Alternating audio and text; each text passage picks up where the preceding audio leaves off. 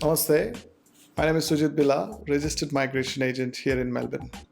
This video is about travel restrictions, what's real and what's fake. Because someone messaged me recently saying that travel restrictions are finished. People all over the globe, including Australia, overall are scared of this new variant COVID-19, which apparently is from the UK. And then some people are talking there is another variation from South Africa as well.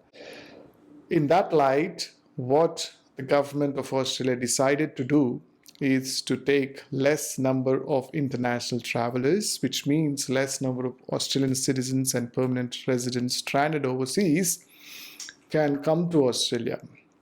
When the situation is like that, how can you think or imagine that the borders have been or going to be reopened in the month of Feb when Australia is just about to start vaccination? I went to the Home Affairs website just before I made this video, or I'm still making this video.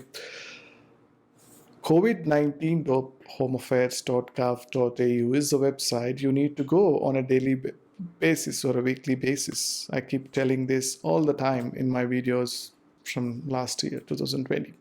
So today there is an update on 13th about leaving Australia or coming to Australia.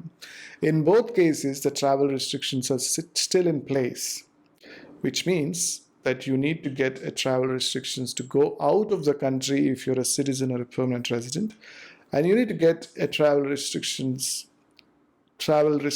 exemption if you're coming into the country if you're a temporary resident or not an Australian citizen or a permanent resident, or some visas which are exempt from that requirement. So you need to read what the website is saying, and you can also read how travel exemptions are granted. There is some notes about how ABF officers have these discretionary powers and how they decide whether somebody is eligible or not. If you need immigration assistance, like I said at the beginning of the video, simply go to my website sujittalks.com, schedule a phone or a video consultation session. I can run through the requirements of a travel exemption request and whether you could get it or what's the likelihood of you getting it. You could do it only once. They suggest you do it only once on that portal where you can submit the travel exemption request. And they have strict timeline as well. You can't do it before that timeline or after that timeline. India is going to start vaccination from 16th Jan, which is 3 days from now. And in some news channels, it's reported that the vaccine is on its way, or maybe it reached from Pune to Mumbai. It's going by road, and to other places like Kolkata, Hyderabad, and other cities, it's going by air. Now, the vaccine will be reaching today or tomorrow, and who knows who will get it on 16th or 17th. And it's very interesting to see what India is doing because the world is watching. If India gets it right, I think the world will be very happy because India is like a benchmark. If India can get it right with the vaccine, any other country could get it right. Australia is watching. In Australia, there is a discussion that Astrazeneca could not be very effective as Pfizer is, and Pfizer, we only bought 10 million doses, and that is equivalent to 1/5 of the population of Australia. The rest could be AstraZeneca and some other vaccine. Now, the opposition is saying that you need to buy more or you need to order more. This video is not about vaccine, by the way, but I'm just talking about how it's relevant to the travel restrictions, because the sooner most of the people get vaccinated in Australia, they will feel a bit better. And if India can get vaccination faster than expected, then travel restrictions from India could be a little bit eased, but it's too early to comment on that because India is a big country. We have to wait and watch. So if you're one of those students who wish to study during 2021 and you're really thinking of doing an online course versus physical, and differing the courses, I would strongly suggest you just get on with your life and think about it later, because online course will not give you that exposure that you get when you study in an Australian university. When you go to the university, meet people, talk to the professor, it's totally different. And you're studying in a different country, the environment is different. So online course is totally different because you haven't entered the country, so you wouldn't get that exposure as such. So my opinion is to wait and watch what Australia is doing. Meanwhile, get on with the life and do something else.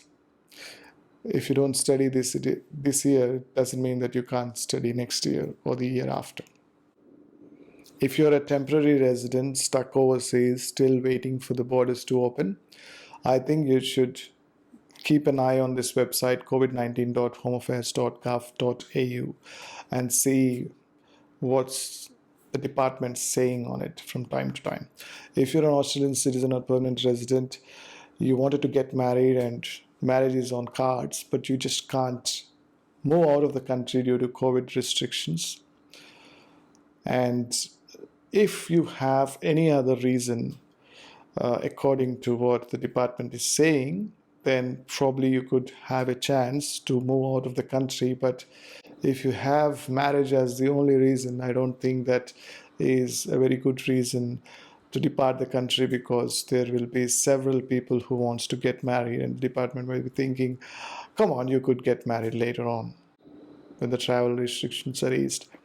Anyway, you wouldn't know unless you apply for a travel restrictions and get refused or approved. I would like to tell you, there is a statement from TGA, the body which will approve the vaccine eventually in Australia.